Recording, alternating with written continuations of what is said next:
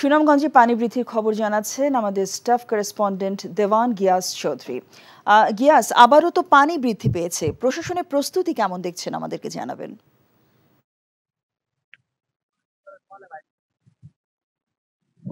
জোসেন্তা, আপনি যদি খেয়াল করেন আমার পেছনে যে সড়কটি দেখছেন এটি সুনামগঞ্জ শহরের একদম শহরতলি এবং এই সড়কটি তাহিরপুর পর্যন্ত গেছে এবং এই সড়কে সুনামগঞ্জের সুরমা নদীর পানি বিপদ সীমার 11 সেন্টিমিটার উপর দিয়ে প্রবাহিত হয়ে এখন হাওরে পড়ছে, মানে লোকালয়ে ঢুকছে।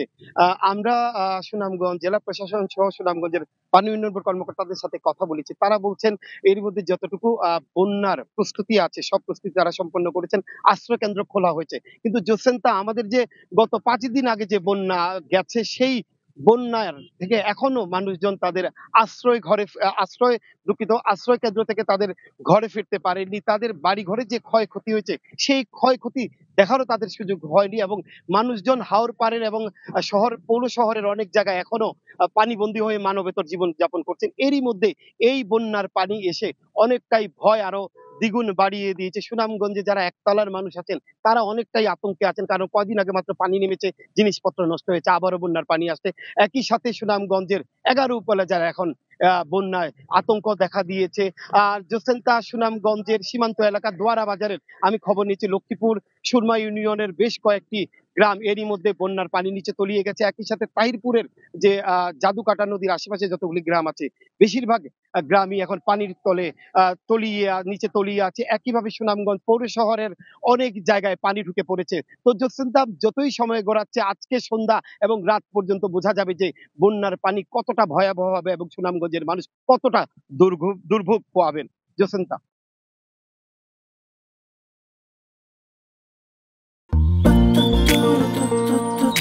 জীবনে এত মেয়ে দেখলাম, কই কোনদিন তো কারোর জন্য এরকম লাগেনি।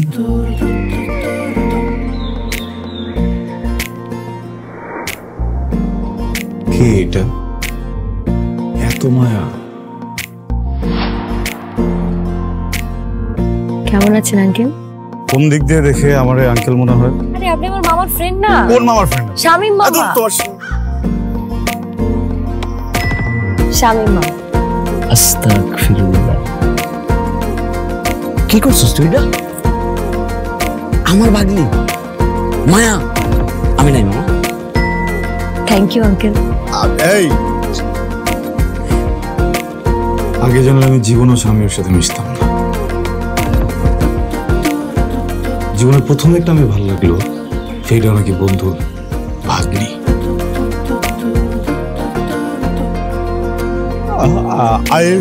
I love you.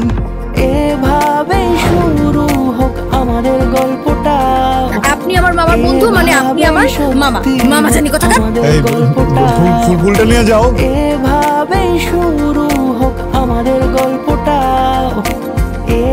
বাবাজান, আমার বোন আপনার ভাগ্নি, এটাই বাস্তবতা। এই বাস্তবতা মানি না, তাহলে আমি ওর সাথে বন্ধুত্ব রাখবো না। কি রে, তুই খারার উপরে পল্টি লই লাইতেছ? জুতা দেবো তোরে। হ্যাঁ, জুতাও তো লাগবে এক জোড়া, একটু বাড়াই দিও। হারামজাদা খারাপ।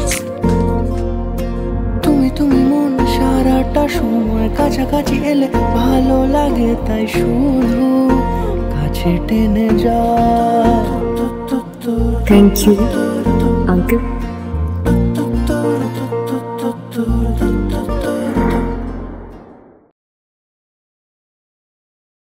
এখন জন্ম সনদ দিয়ে খোলো বিকাশ স্টুডেন্ট অ্যাকাউন্ট।